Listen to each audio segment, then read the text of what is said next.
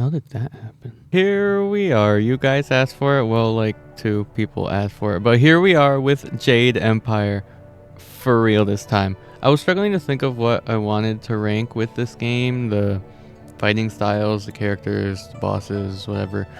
But ultimately decided to do the companions as a sort of piggyback off of the KOTOR one, since the 2 games are pretty similar. They share a similar audience. So once again, I'm ranking them based off of their pure gameplay performance, either as a supporter or attacker in battle. Their availability, support buffs, combat abilities will all be taken into consideration. We have a respectable 12 companions to rank here from worst to best. Some spoilers for Jade Empire incoming, mainly just the fact that one of these characters is a companion is a spoiler, kind of, but yeah, let's just get on with the ranking. So the list will be split into 5 tiers. All but 1 are named after the difficulty modes of the game: Jade Master, Grandmaster, Master, Student, and there isn't a 5th difficulty, so that one will be a surprise. It'll be the first one we get into. We'll make this quick. Jade Master is for the best, Grandmaster is for really good companions with a few flaws, Masters for good companions that have something really dragging them down, and Students for companions with niche or little use. Okay, let's do this. Starting off with the worst companion, the most useless, most pointless companion in the entire game, kicking off the Stay Dead tier, is Death's Hand. Now, why is Death's Hand the most pointless companion in the game? Well, first off, he's only available for a maximum of 4 fights, 3 if you go with the open palm ending. Now, this would be fine if he had something special to offer, maybe a unique support, or if he was the single best attacker in the game, but he's not. He's similar to Black Whirlwind. He can only be used as an attacker. However, he is not better than Black Whirlwind. He is actually worse. He'll do fine in combat, don't get me wrong, the 4 fights you can do with him, but he's completely pointless to bring with you, because no matter what ending you choose, what your character's morality is, you'll always have Black Whirlwind as a companion, making Death's Hand irrelevant. He absolutely should be the strongest attacker in the game to make up for how short the time you have with him but he's not, and it sucks. Kicking off the Student tier is the one, the only, Kang. Now you're probably wondering, how does Kang help you in any way? Sure, there's Lord Lao's Furnace and the Dragonfly, but can those really be counted on this list? No, but he throws a bomb at some bandits in one fight, so he's already more helpful than Death's Hand. Next is Henpecked Ho, who suffers from not only exclusively being a support companion, but his support sucks. It's the worst. He throws wine bottles that give you access to the Drunken Master style, which is a martial style that does good damage when compared to other non-upgraded martial styles, and it's super slow. Drunken Master style might be good if it could be upgraded, but it can't, so it's just this baseline mediocre style that requires you to pick up wine bottles around the battlefield to even continue using it. It's required for 1 fight. It does more damage than any other unupgraded martial style, and Ho heals you as Black Whirlwind in that 1 fight, so he's not useless, just really bad. I like him as a character, though. He's hilarious. And topping off the Student tier is definitely the biggest oddball of the companions, Zinbu. He cannot assist in combat. What he does is just act as a portable shop that can be accessed anytime, anywhere. He sells some really good stuff like powerful gems and styles and furnace ingredients. Towards the end of the game, he sells large stat boosters for a very high price, so you can spend the rest of your silver on it before the final fights. He's more useful than Ho. Yeah, I don't know what else to say about him. Why'd I even include him? I don't know. At the bottom of the master tier is Sagacious Zoo. Now Zoo actually has a really good support ability and acts as a decent attacker. As a support, he buffs your weapon damage, which is pretty dang useful. Unfortunately, he becomes permanently unavailable once you get an Executioner or Inquisitor seal midway through the game, making his availability quite limited. And considering that in the Imperial City, you're fighting mostly spirits that are immune to weapon damage, his ability can only be used in a few areas, mainly Two Rivers and Gal's Base. He's good, I guess, but he's just too limited to go any higher. Chai Ka is an interesting companion. So he's available in Tian's Landing. He has a okay support ability. He slowly regenerates your health. In combat though, he is not good. Kind of. It's okay. So he's immune to magic styles, which that's good, right? Because he's a demon, he's immune to magic styles, that's good. But his attacks are horrendous. They're slow, they are short range. He's not hitting anything unless they're literally backed into a corner or smushed right into his face. Ya Zen is just way better than him in every way. Chai Ka's animations result in him being pretty horrible in combat, just acting as a spongy distraction that won't be able to actually stagger or do damage to any enemies. Depending on your choices, though, he may be permanently available instead of Ya Zen, so I can't really put him any lower. Topping off the master tier is Silk Fox. Other than Death's Hand, she is the last permanent companion you're likely to get, and is pretty good. She's whatever in combat, pretty squishy, but she has a good moveset with her sword, and is at least a bit better than Dawnstar. At least it feels like she is.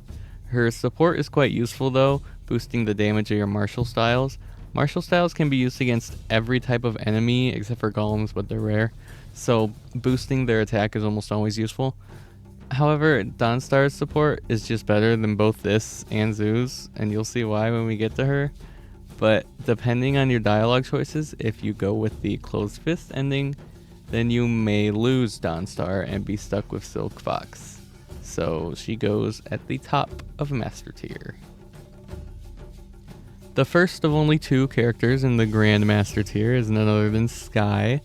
Acquired on Tian's Landing, Sky is pretty good as an attacker, but nothing special with quick basic attacks with his two swords.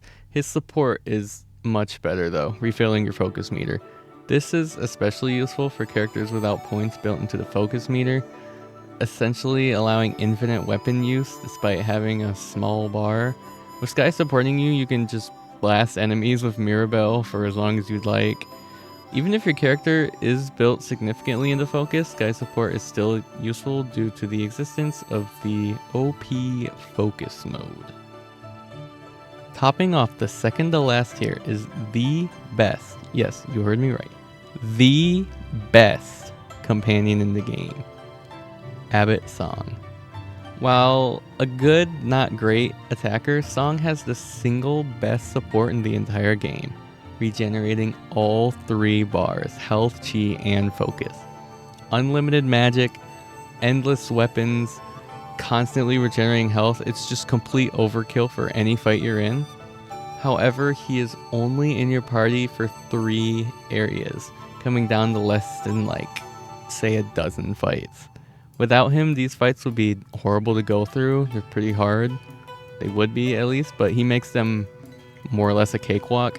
He is hands down the strongest companion in the game, but I can't put him any higher due to his super limited availability. At least it's not as bad as Death's Hand. Now for our Jade Masters, and coming in at number 3 is the one, the only, Black Whirlwind. My number 1 pick on this list is who I believe to be the best attacker in the game, but Whirlwind is a very close second, and considering the first placer's availability can be limited depending on a big in-game choice, Whirlwind is here. The Black Whirlwind is everything that Death's Hand wishes he himself was. He's just a beefy guy with beefy attacks and a really good moveset. That's really all there is to it. He has no support, so being a really good attacker is his main and only purpose, and he does great at it. He's acquired fairly early on in Tien's Landing and sticks with you no matter what decisions you make throughout the entire game. The silver medalist here is Dawnstar, and she is amazing. So in terms of being an attacker, she has a case for being the absolute worst, as she is extremely squishy, slightly making up for it with her sword moveset. On Two Rivers, when the enemies are super weak, she'll perform well, but any point past that, she can die super quickly. What really puts her up this high is her support and her availability. She is available as a companion right out of Two Rivers School and can stay with you throughout the entire game. Her support is simple but effective, simply regenerating your chi, and since regenerating your health with chi is a one-for-one trade-off, it's just a flat-out better version of Wildflower's support abilities. Regenerating chi is useful for any build, with both health regeneration and chi charged attacks being a thing. With her on the bench, you'll have a consistent supply of both extra damage and health regeneration through the battle, so she's just good. She's great. She's amazing. And number 1 is Yazen. Yazen is an absolute beast. Plain and simple, literally. So his support is pretty whatever, right? He just regenerates your health, whoop-de-doo. So is Chai-Ka, it's whatever, it's decent, I guess. So this technically means that he's self-sustainable, because in doing so he also heals himself. But come on, it's not that much. But you're never going to need to be switching to his support. Almost never, because his attacker mode is the best in the game. Better than Black Whirlwind, better than Death's Hand, and much, much better than Chai-Ka. Much better. Oh my gosh. Let's get the obvious flaw out of the way. He's slow, like walking. He's very slow. He's a giant, fat, green toad demon, and in being one, he shares all the animations of one, including the very slow walk speed. However, not only is his attack speed great and his damage is solid, but he has the longest and widest reach with his attacks of any companion. His heavy attack launches himself far in front of him, and his normal attacks consist of quick, wide swings followed by a long, outstretched tongue attack. Yazen is weird to talk about because on paper he really shouldn't be that good. His support is not great and he walks slowly, but in reality, he just gets results more than anyone else. It's crazy. He's immune to magic. He's beefy. He does damage. He can actually hit the opponent. I just use him. Just use him for yourself, and you'll see what I mean. And always pick him over Chai-Ka, even if you're open palm, because he's just better. He's just better. That's it. He's just better. He's better. In conclusion, yeah, sorry this video took forever. I don't know. Okay, so for some reason, when I started playing Jade Empire, right after my KOTOR video, I just got like burnt out by the game. I just wasn't like having fun playing it for some reason. So once I got to Tien's Landing, I kind of just stopped. And in my free time made that stupid muffin video. Then like a month or so later I felt like playing it again, and I started playing it and I was like, I'm having fun now for some reason. But yeah, it just took a while. I don't know, maybe I was just being dumb. My monkey brain was not activating when I was playing it the first time. So for my next video, I already know what I'm gonna do, and it's not gonna be a ranking video. I know, it's a shocker, right? It's a shocker. It's gonna be a blind playthrough of No, I'm Not a Human, the horror game there's a ton of videos on it. A lot of people have talked about it. A lot of people have played the demo, but the full game comes out in a couple of weeks by the time I'm writing this. So yeah, it's been my most anticipated game of the year. and I can't wait for it to come out. I hope the whole game turns out good. I mean, I'm sure I will, but I don't want to be too optimistic. I don't know. I'm just glad it's actually getting finished and it's coming out. So yeah, that's gonna be my next video. Thank you for watching. Thanks for the crazy amount of views on the KOTOR video. Did not see that one coming. That was very shocking. I was expecting like a couple hundred at most. Like this video. This video's views is what, because I'm already predicting this video is not going to get a lot of views. It's Jade Empire. Like, nobody cares about Jade Empire in 2025. Very little. Very niche. But the amount of views on this video is what I'm expecting, what I was expecting that KOTOR video to get. So, yeah. I'll be very surprised if, like, more than 300 views on this video. Like, I will be very surprised. But, yeah. Thank you for watching. Yeah. Bye-bye. Bye. Driving in my